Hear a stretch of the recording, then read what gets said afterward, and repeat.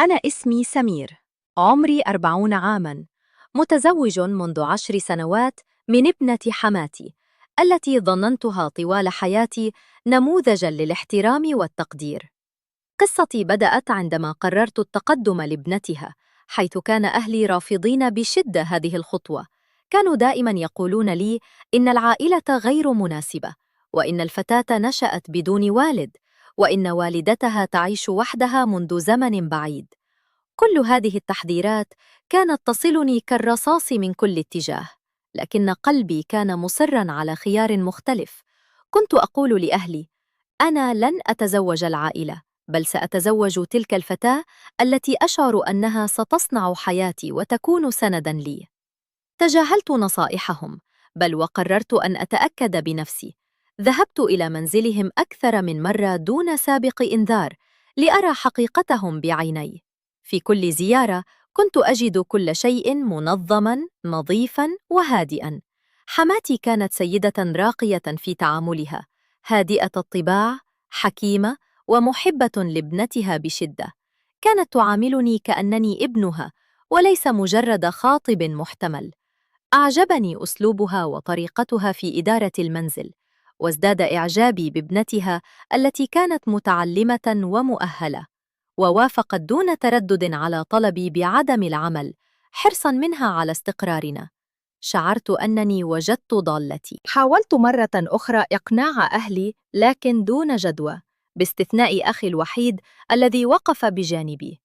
تمت الخطوبة في غياب والدي تقريباً، لكنني كنت في قمة سعادتي، متجاهلاً كل العلامات التي بدأت تظهر لاحقاً. كنت أظن أنني الأدرى والأعلم بمن سأشاركه حياتي، لكن الأيام أثبتت عكس ذلك تماماً. بعد الزواج بأشهر قليلة بدأت الصورة تتغير، وبدأت أكتشف أن تحذيرات أهلي لم تكن مجرد كلام، بل كانت نابعة من خبرة وتجربة. السؤال الذي بدأ يراودني: هل تمكنت حماتي حقاً من إخفاء وجهها الحقيقي كل هذه المدة الطويلة؟ بعد الزواج استقر بنا الحال في البداية. سافرت للعمل خارج البلاد لأدخر المال الذي سيمكننا من بدء حياة كريمة. كنت أرسل المال لأخي ليشطب شقتنا داخل منزل العائلة، وأتابع كل كبيرة وصغيرة من بعيد. زوجتي كانت مثالية في كلامها، لا ترفض لي طلباً وتأخذ برأيي في كل شيء. كنت أثق بها وبوالدتها أكثر كل يوم. حماتي كانت تبادر دائماً بالاتصال بي، تطمئن علي وتخبرني بأخبار ابنتها، مما زاد من تعلقي بهما. بعد عام ونصف عدت ب3 أشهر إجازة لإتمام الزفاف. نزلت من الطائرة وتوجهت مباشرة إليهما. وزعت الهدايا على الأهل والأقارب، وكانت فرحتي لا توصف. حجزنا قاعة الفرح، اشتريت فستان الزفاف، وجهزنا كل شيء. ليلة الزفاف كانت جميلة، وشهر العسل كان رائعاً وسعيداً. ولكن بمجرد أن بدأنا نستقر في منزل العائلة، ظهرت أول بوادر الخلاف. والدتي رفضت تماماً أن نأكل أو نشرب معاً، وطلبت مني أن أستقل بشقتي عنهم. قالت لي: أنا غير راضية عن زواجك، ولا أريد أن أراك أنت وزوجتك أمامي. أخوك وزوجته كافوني. شعرت بالصدمة، لكن في الوقت نفسه شعرت بالارتياح، لأن زوجتي لن تتعب في خدمة أحد.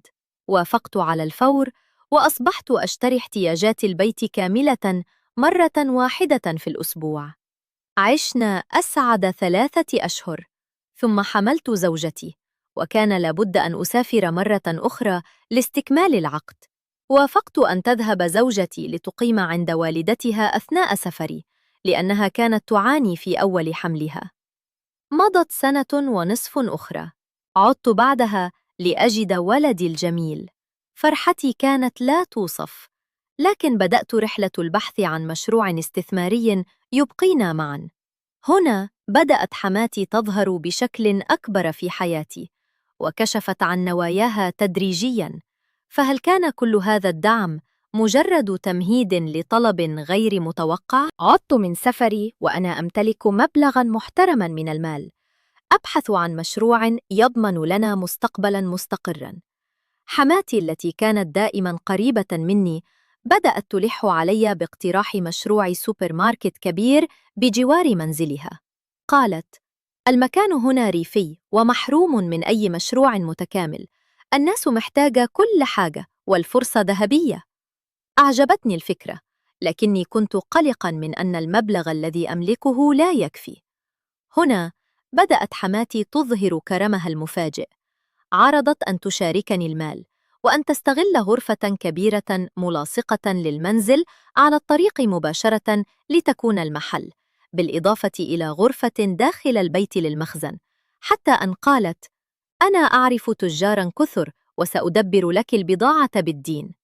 شعرت وقتها أنني محظوظ بهذه الحماة المتعاونة، ووافقت دون تردد. بدأنا نجهز المحل معاً. كنت أقوم بالأعمال اليدوية بنفسي لتوفير المال، وهي لم تتركني لحظة. كانت تحضر لي الطعام والشراب، تهتم بصحتي، وكأنني زوجها وليس صهرها.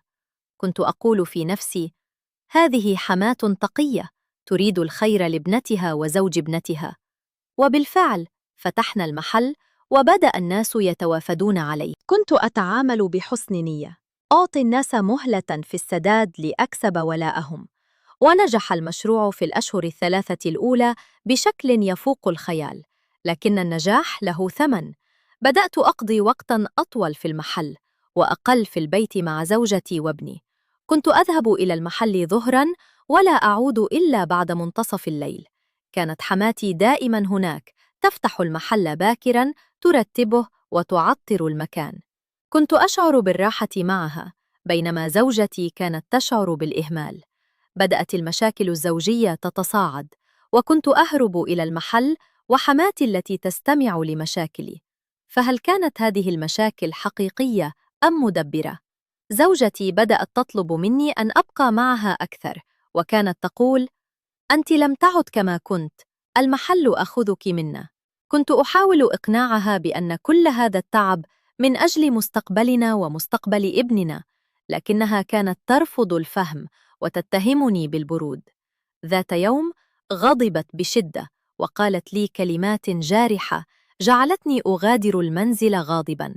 توجهت إلى حماتي لأشكو لها سوء تصرف ابنتها. المفاجأة أن حماتي بدلاً من أن تهدئني أو تنصحني، بدأت تتغير في تعاملها معي. أصبحت أكثر بروداً وأقل اهتماماً.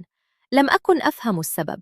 كنت أذهب إلى المحل وأجدها بعيدة، لا تتحدث معي كثيراً، وتقضي وقتها في غرفتها. شعرت بالضياع.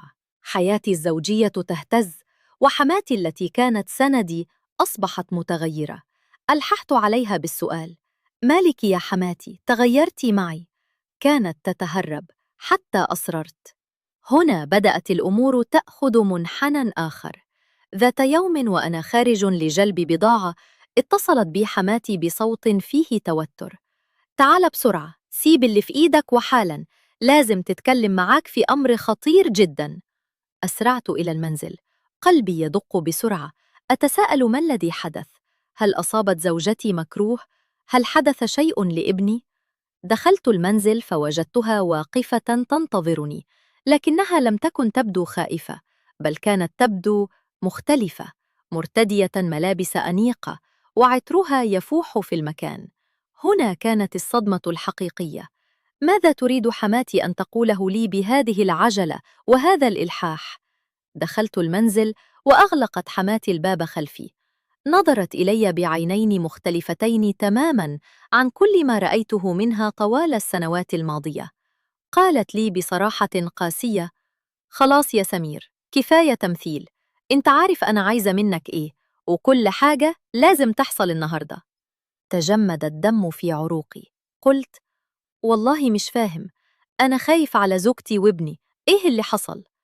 ضحكت ضحكة باردة وقالت: دلوقتي مش وقت خوف، انت زهقان من بنتي وهي زهقانة منك. أنا موجودة، وأنا مستعدة أعوضك عن أي حاجة ناقصاك. خلينا نعيش كلنا مبسوطين ومفيش حد يتضايق. الكلمات كانت تخترق قلبي كالسهام. هل تطلب مني حماتي حقا ما أفكر فيه؟ هل هذا ممكن؟ رفضت بشدة وخرجت من المنزل وأنا في حالة صدمة.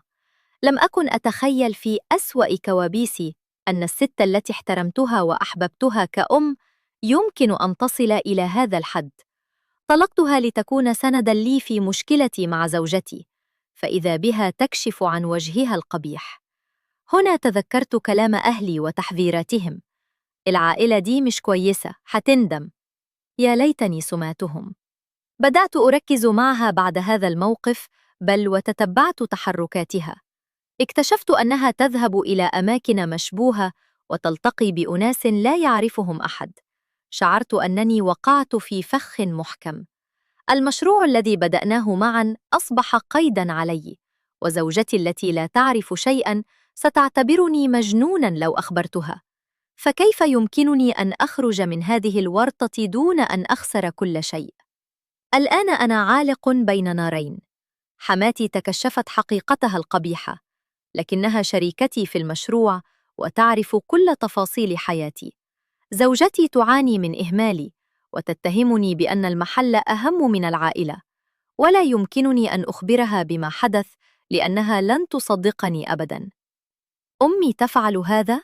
مستحيل. هذا ما ستقوله بالتأكيد، وستعتبر أنني أختلق الأعذار لأبرر تقصيري معها. مشروعي الذي تعبت فيه كثيراً أصبح مهدداً. لو ابتعدت عن حماتي ستخبر الناس بأنني رجل لا أمانة له، وقد تخسرني كل شيء. هي تعرف التجار وتعرف الزبائن ولها علاقات واسعة. باختصار، أنا تحت رحمتها. شعرت أنني أدبست نفسي في مشروع مع امرأة غير أخلاقية، وأنني سأدفع الثمن غالياً. أهلي كانوا على حق منذ البداية. كل تحذيراتهم كانت صحيحة 100%، لكنني لم أستمع. كنت مغروراً، واثقاً من حكمي على الناس. ظننت أنني أعرف حماتي جيداً بعد كل هذه السنوات، لكن الحقيقة أنها كانت ترتدي قناعاً محكماً طوال الوقت، وهي الآن خلعته وتريد أن تأخذ ما تريد بالقوة. أنا محتار جداً. لا أريد أن أخسر زوجتي التي أحبها، ولا أريد أن أخسر ابني، ولا أريد أن أخسر مشروع عمري. لكن في المقابل، كيف يمكنني أن أواجه امرأة بهذه الخطورة؟ كيف يمكنني أن أثبت لزوجتي أن أمها ليست كما تبدو؟ لو كنت مكاني، ماذا كنت ستفعل؟